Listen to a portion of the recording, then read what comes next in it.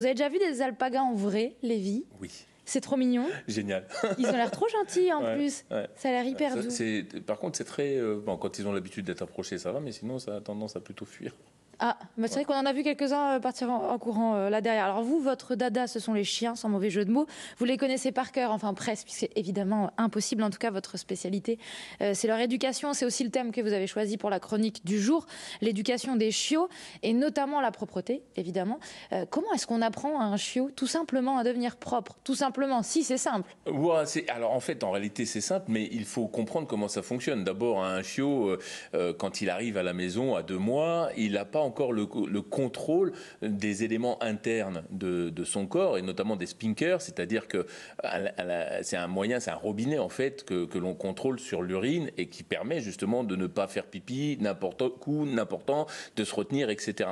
Et à 2 mois, le chiot n'est pas capable de contrôler ça. Donc déjà, il faut prendre ça en considération. La deuxième chose qu'il faut prendre en considération, c'est qu'ils ont une toute petite vessie, et que quand ils ont une toute petite vessie, eh bien, ça va demander du temps, de la patience, et puis de le sortir assez régulièrement, justement pour qu'il évacue ce besoin de faire pipi ailleurs que dans la maison. Alors si je comprends bien, déjà la première question qui me vient, c'est qu'à 2 mois, en fait, c'est impossible pour un chien d'être propre. Ah oui, enfin, je veux dire, c'est pas. On va avoir des chiots qui sont très précoces parce que l'éleveur aura déjà commencé à amener le chiot dehors. Mais ce qu'il faut savoir, c'est que quand un chiot fait ses besoins, la mère le stimule pour ça. Donc elle lèche ses parties intimes, elle lèche son anus, elle remange les selles derrière, etc. Donc elle va faire en sorte que le chiot ait les besoins naturels qui puissent arriver, etc. Donc elle va contrôler ça.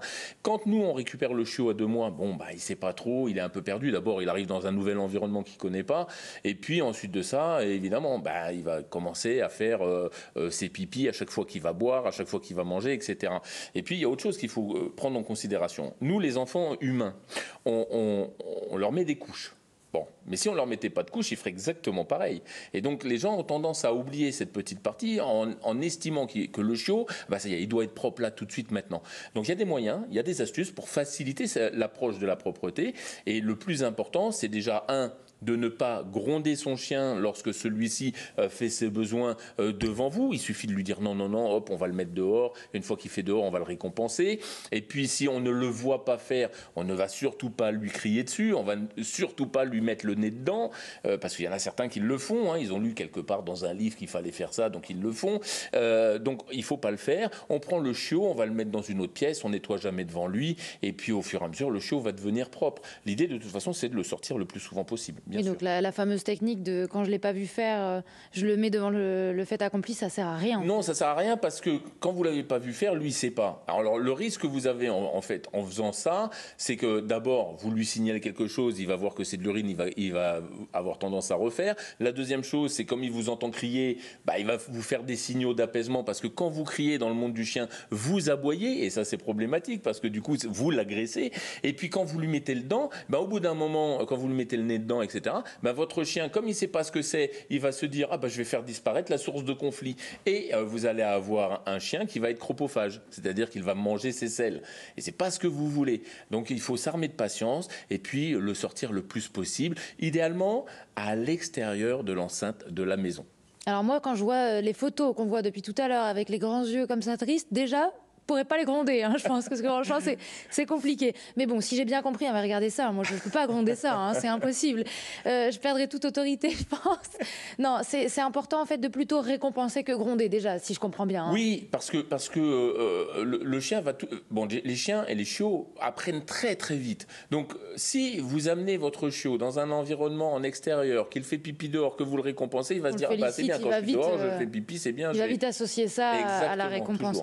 Qu'en est-il pour les chiens adultes?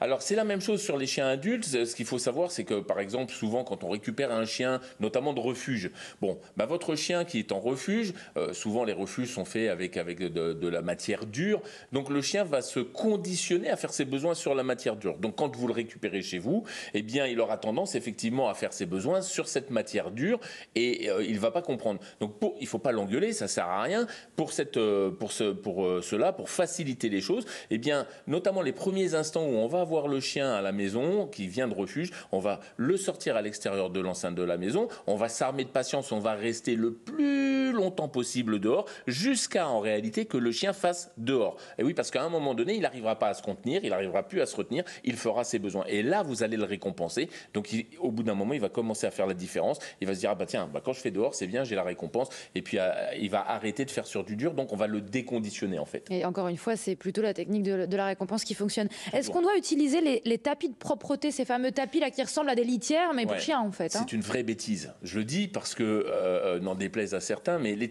tapis de propreté, c'est un leurre. C'est-à-dire que vous allez apprendre à votre chien à faire pipi sur une matière qu'il va rechercher quand il va grandir. C'est-à-dire que, bon, la base du tapis de propreté, c'est bien pour vous. Effectivement, vous conditionnez votre chien à faire sur cet endroit. Le problème, c'est que quand vous avez votre chiot qui fait sur cet endroit et que vous retirez, parce que l'objectif quand même, c'est pas de garder le tapis de propreté, c'est de l'enlever. Et donc, quand vous retirez le tapis de propreté, eh bien, votre chiot ou votre chien va commencer à faire ses besoins sur la moquette parce qu'il va assimiler quelque chose qui se rapporte à ça. Et donc, vous aurez un chien qui fera pipi sur la moquette, sur le paillasson, etc. Donc, faites attention. Alors voilà, comment on peut éduquer son chien ou son chiot à la propreté. C'était un peu l'objectif de la chronique du jour. Je profite que vous soyez là pour rappeler que votre magazine Linné & Laki, qui est en ligne, à retrouver en ligne, va sortir bientôt puisque c'est en mars le prochain numéro. Qu'est-ce qu'on va y trouver pour ce mois de mars? Alors dans le numéro 7, eh bien, on aura 3 chiens en vedette. On aura le Terre-Neuve, on aura le Braque de Weimar et puis le chien loup tchèque.